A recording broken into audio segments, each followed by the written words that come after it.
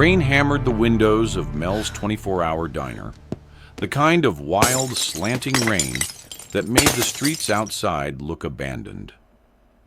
Ariel Daniels moved with quick, practiced steps between tables, balancing a coffee pot in one hand and a tray in the other. Her fingers were stiff from the cold draft that sneaked through the door each time it opened, but she kept her smile steady. It was almost 2 a.m., the part of the shift where time felt like molasses and exhaustion tried to drag her down. She tried not to yawn. Her textbooks waited in her backpack under the counter, pages highlighted to the point of neon. She was supposed to be studying for an anatomy test tomorrow. Instead, she was trying to keep herself awake, serving black coffee to truckers who barely looked up and college kids crying over failed relationships. Minimum wage life was a quiet grind, a slow erosion. "Refill?" she asked softly. The man in booth 5 looked up. He didn't fit this diner, not even close. Black wool coat, pressed collar, silver watch. His posture was clean, precise, like a man accustomed to being obeyed. His face held no tension, no rush, just awareness. He watched Ariel the way someone observes a detail they expected to matter. He shouldn't be here. "Yes," he said. His voice was low, balanced, no wasted tone. Ariel poured carefully so her hands wouldn't shake. She didn't know why they were shaking. Something in him cut the air thinner. He didn't look like he belonged on the streets. He belonged in boardrooms, luxury hotels, quiet cars with tinted windows. "Thank you," he added, not friendly, just deliberate. Ariel nodded once, stepped back, and tried to exhale the tension that clung to her ribs. She had seen dangerous men before. Growing up in the kind of neighborhood where money appeared fast and disappeared faster taught her to read danger in posture, tone, silence. This was a man who didn't need to raise his voice. Whatever power he held, it was settled deep. She walked away, reminding herself to breathe normally. A group of young teens stumbled out laughing, leaving the diner door slamming. Her manager, Rick, wiped his greasy hands on a rag behind the counter, eyeing the man in the booth. "He's trouble," Rick muttered. "Rich trouble. Best kind, if you know how to smile for it." Ariel ignored him. Rick's definition of opportunity always felt like poison. Rain thickened, wind howled, the lights flickered once. When Ariel turned around again, booth 5 was empty. The man had left without a sound. She blinked, confusion prickling. His cup still steamed. The door hadn't even chimed. "Guy didn't pay?" Rick pushed off the counter, already annoyed. "No, he paid when he came in," Ariel said, but her gaze locked on something else. On the leather seat sat a wallet. Not just a wallet. Heavy, dark brown leather. The kind that wasn't bought. The kind given or inherited. Her heartbeat kicked a little faster. Rick saw it too. "Well, look at that. Must be our lucky night." Ariel reached it first. "Don't you dare," Rick snapped. "We split it, obviously." "No." Ariel held it to her chest. "You know I don't do that." Rick scoffed. "Don't be stupid. Nobody leaves a wallet like that by accident. Bet he's got a stack in there. Grab it. We'll close early. Everyone wins." Ariel felt something bitter rise in her throat. Her grandmother's voice was clear as breath against her ear. "Money that doesn't belong to you will burn you from the inside out." She stepped away from Rick, ignoring his curses, as she moved behind the counter for privacy. She opened the wallet slowly. Cash. Thick stacks of $100 bills, crisp like they hadn't been touched. She counted quickly. Almost 4,000. Her chest tightened. That was 2 months' rent, tuition payment, textbooks, food for more than noodles and eggs. It was breathing room. She swallowed. There was an ID inside. Name, Jae Min Park. The address listed was from a gated neighborhood she had only ever seen through tinted bus windows. There was also a card made of dense metal with engraved Korean characters. Heavy, significant, something more than decorative. Another card, plain white, only a phone number, written in neat ink. Ariel closed the wallet and pressed it to her forehead. Maybe nobody had seen. Maybe she could take a few. Just a few. Not all.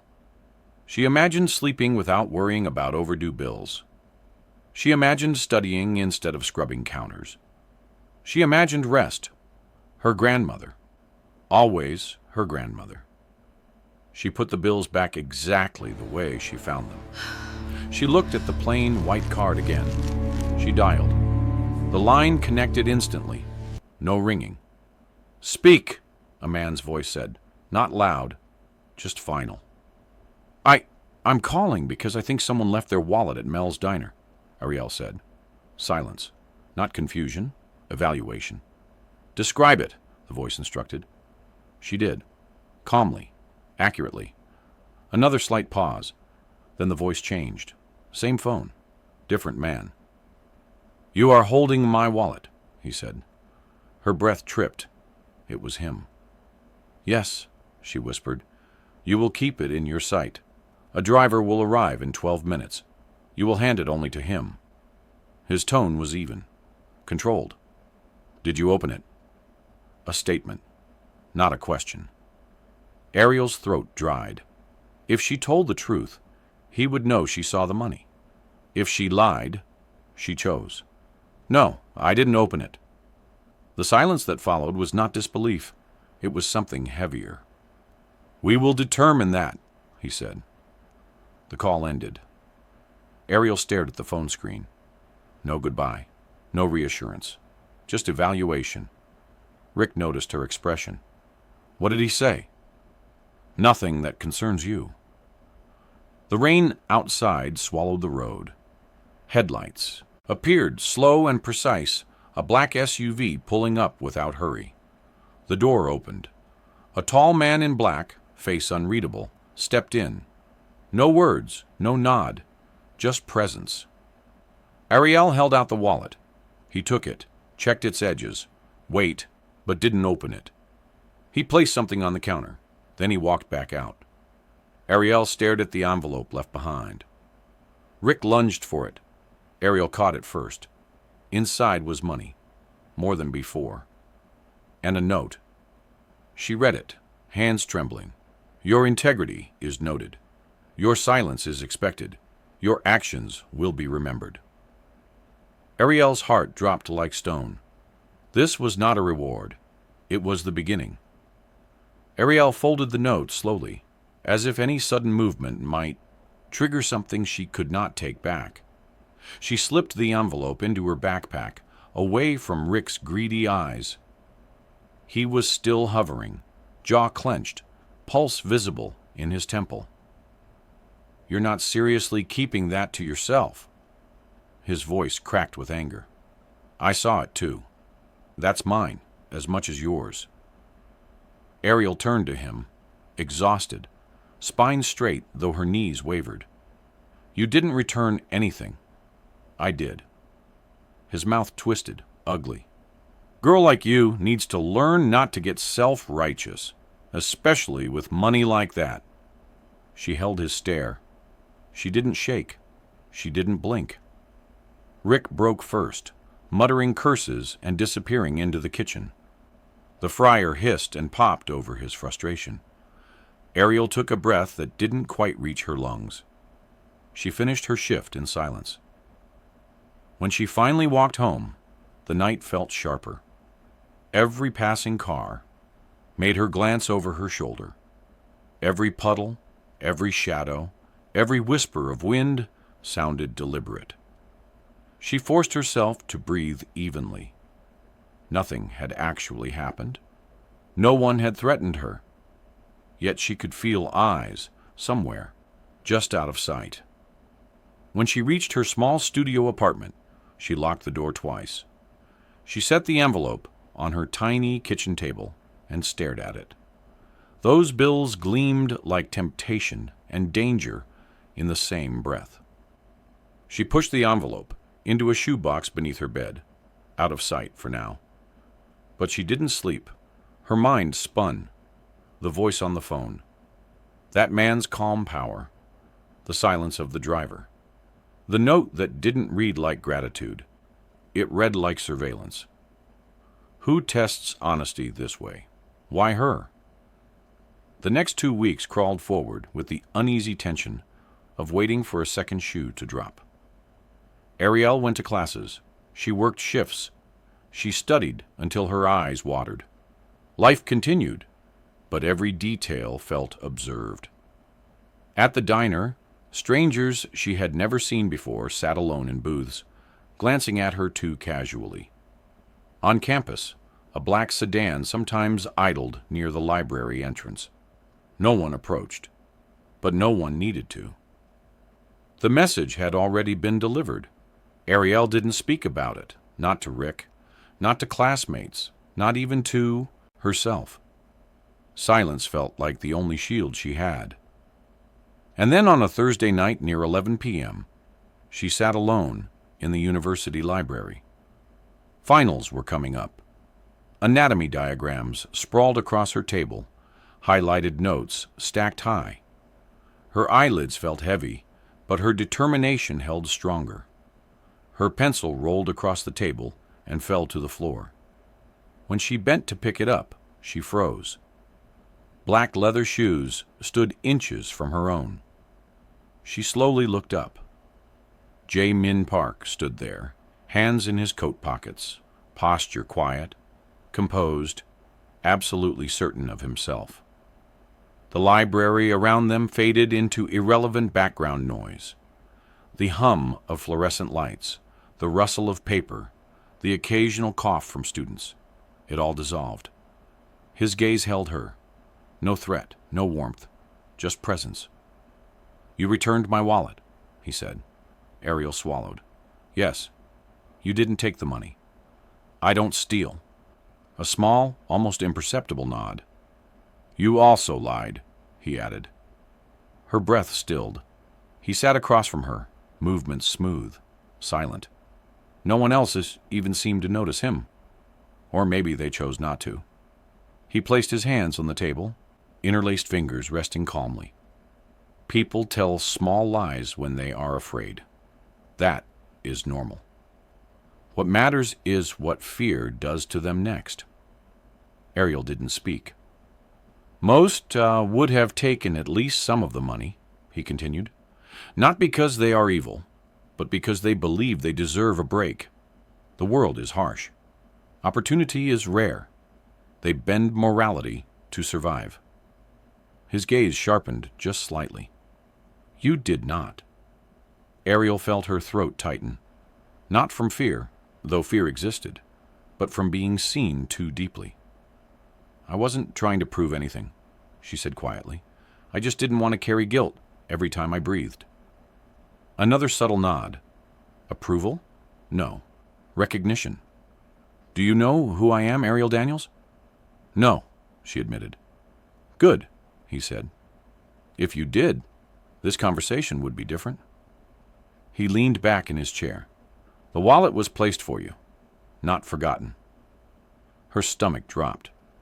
"You were observed before that night. Your routines, your choices, your record.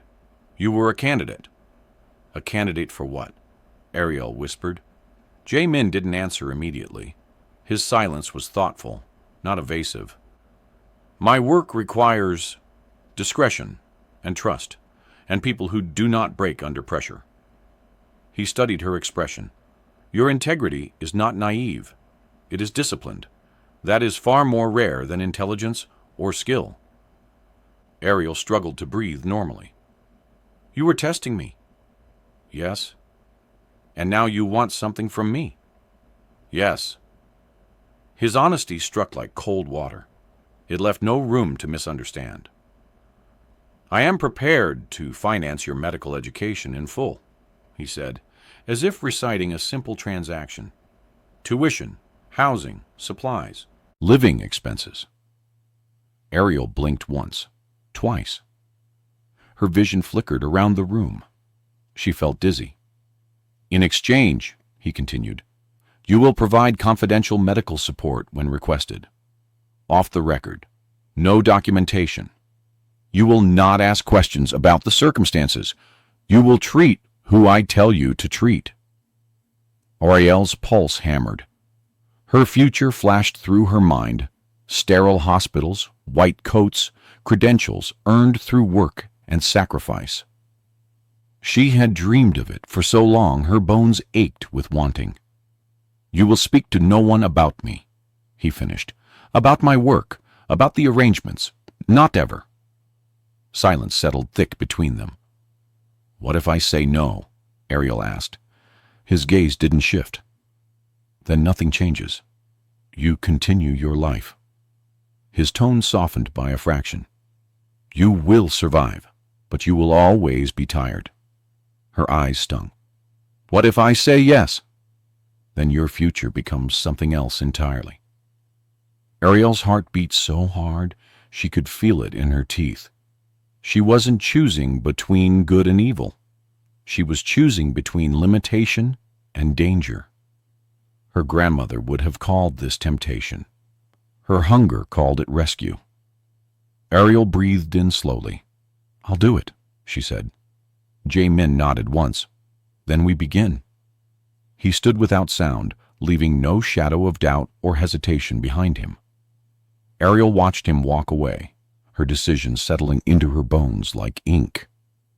She didn't know yet, but she had just crossed into a different world. The following week unfolded like stepping into a new dimension of reality. It was subtle at first. Ariel received an anonymous email confirming full payment of her tuition for the next semester. Then her overdue rent cleared with a notice stating the balance was resolved by a private benefactor. No signature, no flourish, just quiet power. Ariel spent those days watching everyone differently. The city seemed layered now, ordinary people in one layer, people like Jae Min in another, and she wasn't sure which world she belonged to anymore. On Saturday night, her phone vibrated with a text from an unknown number. 10 p.m. Be outside your apartment. Wear neutral clothing, no patterns, no greeting, no name, no explanation. Her hands trembled slightly, not from fear, but anticipation. At exactly 10 p.m., a sleek black car pulled to the curb. The windows were tinted just dark enough that she couldn't see inside. The passenger door opened with a soft click. Ariel stepped in. A young woman sat next to her. Sharp cheekbones, hair pulled into a tight bun, shoulders straight. Not threatening, just alert. "You're Ariel," the woman said. "Yes." "Good, I'm Hannah." The car began to move. "No phones," Hannah added. "Not that you brought one, I assume." Ariel had left hers on her bed, powered off. She only nodded. Hannah looked her over like she was studying posture and breathing speed. "You're calm," she observed. "No," Ariel answered truthfully. "I'm just committed." Hannah's mouth curved, not quite a smile, more like respect. "You'll fit." The car wound through the city, leaving behind familiar neighborhoods and neon-lit streets. They entered a district Ariel had never seen, tucked between industrial warehouses and abandoned buildings. It was quiet here. Too quiet. A place that didn't exist to the public. The car stopped beside a plain brick building with no signs. Hannah stepped out. Ariel followed. Inside, the building opened into a well-lit interior clinic. Clean, sterile, equipped. A full medical suite that didn't belong in a forgotten corner of town. A man was sitting on the exam table, shirt removed, blood dripping down his side. He looked somewhere between pain and impatience, as if the injury was an inconvenience. 2 others stood near him, hands tucked inside jackets where weapons likely rested. Jae Min stood beside the medical table, coat removed, sleeves rolled. His presence struck the room like gravity. He didn't greet her. He didn't need to.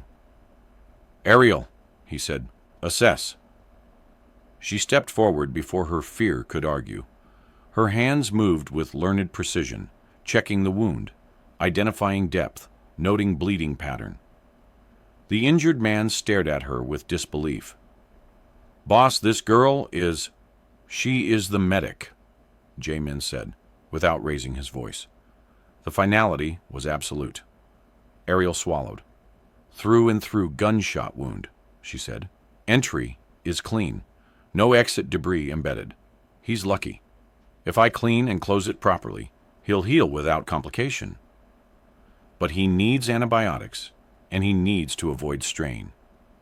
The injured man scoffed. "Avoid strain? I run things. Strain is the job." Ariel's tone sharpened before she could think. "Then either follow instructions or tear it open and bleed in your car. Your choice." The room stilled. The 2 men watching her almost reacted. Then they saw Jae Min's expression. Not approval, but acknowledgement. "Proceed," he said. Ariel cleaned the wound with steady hands. She stitched carefully, checking his breathing, pulse, and responsiveness. The man hissed, but didn't complain again. Hana handed her supplies, as needed, wordlessly. Their movements synced, as if they had practiced before. When the last stitch was done, Ariel stepped back. "He'll heal," she said. Jae Min nodded. "Good." The injured man slid off the table, buttoning his shirt. Before leaving, he glanced at Ariel. Not dismissive this time. Evaluating. "She's got steel," he said. Ariel wasn't sure if that was praise or warning. The room emptied, except for Jae Min and Ariel. She finally spoke. "This is what you wanted from me." "No," he said. "This is only the beginning." He moved closer, just enough that she felt the quiet force of his presence. "Strength does not come from fearlessness," he said. "It comes from knowing fear and choosing to act anyway. That is why you are here." Her breath caught. The truth of his words settled heavy and real. His gaze searched hers, not romantically, not possessively, but with the intensity of someone identifying a piece of a larger design. "You will be part of my inner circle," he said, "which means you will be protected and watched and expected to rise without hesitation when called." Ariel nodded once. "I understand." He stepped back. "Go home," he said softly. "Rest. Your life has changed. You must be ready for what follows." Hana returned and led Ariel back to the car. The ride home was silent. Ariel watched streetlights smear across the window glass. Her reflection looked unfamiliar. Not harder. Just awakened. She returned to her apartment past midnight. For a moment she sat on her bed, staring at her empty hands. No blood, no evidence, no proof of the world she had walked through. Her body trembled then, not from fear, but from adrenaline finally releasing. Ariel pressed her palms together, grounding herself. She had seen too much now to return to being small. She could never pretend her choices were simple again. She lay down and stared at the ceiling until sleep took her. Her real life had finally begun. The next morning came with consequences. Rick was waiting outside the diner. As soon as he saw her, he stormed towards her, jaw tight. "Where have you been? You've been off shifts. You're getting tuition paid. People in suits were asking about you. What the hell did you get involved in?" Ariel walked past him. "That's my business." No. See, I knew something was up. You think you can just get lucky and leave the rest of us here? His voice rose, sharp with resentment. You think you're better than me? Ariel turned slowly. Her gaze was steady, almost quiet. No, she said. I think I made a choice. And you didn't. Rick faltered. Something in her presence had changed. Something he couldn't intimidate. Ariel, let it go, she said, and she walked inside. Her shift was normal. Customers came and went. Coffee refilled, plates cleared, life pretended to be ordinary. But Ariel knew better now. Her phone buzzed once in her apron pocket. No number. Be ready. Tonight. Ariel exhaled. She was ready. Night settled over the city like a secret. Ariel dressed the way Hannah had instructed her before. Black jeans, dark shirt, no bright colors, nothing that drew the eye. Her hair tied back, face clean, breathing steady. The world outside her window looked the same, but she wasn't the same at all. At exactly 9:45, her phone buzzed. Come outside. No sound of a car approaching. No engine. Just presence. Ariel stepped out of her building, and there he was, Jae Min, leaning against a black car, hands in his pockets, as if he had simply been waiting for her to finish a conversation inside. He pushed off the car when she appeared. Walk with me. She fell into step beside him. The street was quiet, only the hum of electricity in streetlights overhead. You're adapting quickly, he said, faster than most. I've had to adapt my whole life, Ariel replied. This is just a different battlefield. Jae Min glanced at her, something thoughtful flickering in his expression. Good, because tonight is not a test. It is a reveal. She stiffened slightly. Reveal of what? Of why you were chosen. They reached a warehouse just a block away. It looked abandoned, windows dusty, lights dim. But as soon as Jae Min opened the door, light flooded a hallway inside, bright, clean, modern. Another world again behind ordinary walls. Voices echoed from a large room ahead. Many voices. Jae Min led her through the corridor and into a wide-open meeting space. Men and women sat around a long table, some young, some older, all sharp-eyed and poised. They turned as one when he entered. This was not his crew. This was his circle. And now they were looking at her. Jae Min took his place at the head of the table. Ariel remained standing at his side. He didn't have to introduce himself. His presence did the speaking. 1 month ago, he began, voice calm but resonant, my wallet was placed in a public location with full knowledge of who would find it first. A few people exchanged glances. The girl who found it did not steal, did not hesitate, did not try to benefit from what did not belong to her. Jae Min's gaze turned toward her, but it didn't pin her. It elevated her. Ariel Daniels has been selected to fill a role that has been empty for a long time. Someone leaned back in their chair. She's young. She doesn't understand our world. She understands exactly enough, Jae Min replied. But trust? Loyalty? Those can be faked. Ariel stepped forward before Jae Min could answer. Her palms didn't shake. You're right, she said. Loyalty can be faked. Greed can be disguised. Fear can be hidden. But survival teaches you a different kind of truth. The room grew still, eyes fixed on her. I know what it's like to fight for every piece of my life, she continued. I know how to keep going when everything tries to break me. I didn't return the wallet because I wanted to impress anyone. I returned it because I refused to let the world make me cruel. Silence dropped like a stone. One of the older men finally spoke. She's either naive or she's dangerous. Jae Min's voice was quiet. She is necessary. He placed a hand lightly on the back of Ariel's shoulder.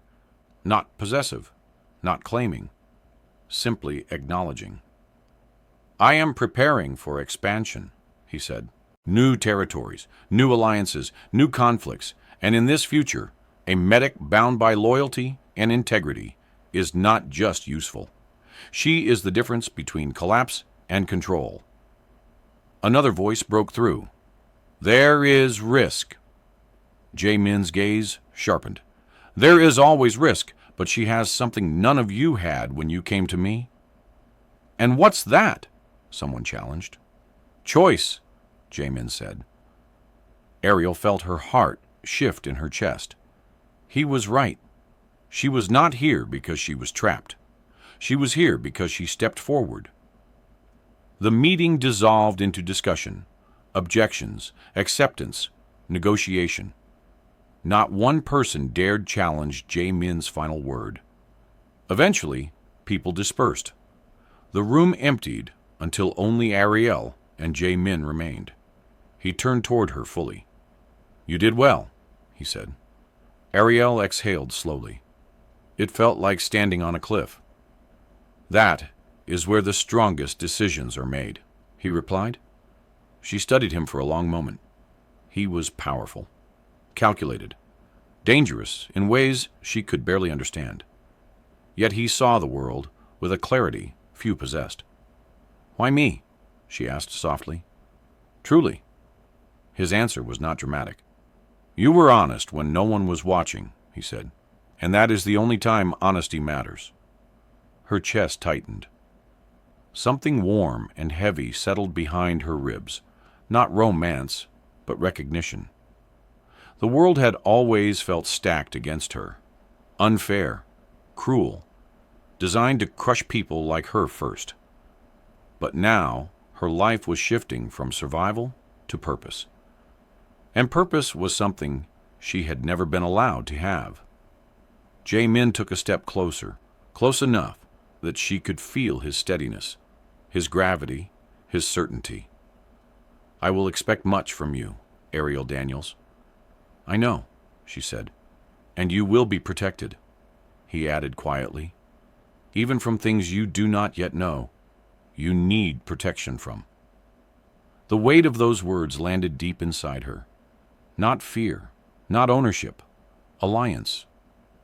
Outside, the city lights flickered like constellations trapped behind glass. Ariel looked out at them and realized something with absolute clarity. Her life would never be small again. She was walking into danger, power, secrets, a world built on edges and shadows. But she was not walking in blind. She was choosing, and choices define everything. Ariel stepped toward the door. What happens now? Jae Min's voice followed her, like a promise. Now you rise. As the night swallowed the city outside the warehouse, Ariel knew she was crossing a threshold that could never be undone, and she did not look back. Thank you for listening to this story. If you enjoyed it, make sure to subscribe, like, and comment your favorite moment. Your engagement helps keep these stories alive and growing. More powerful Black heroine stories are coming. Stay with us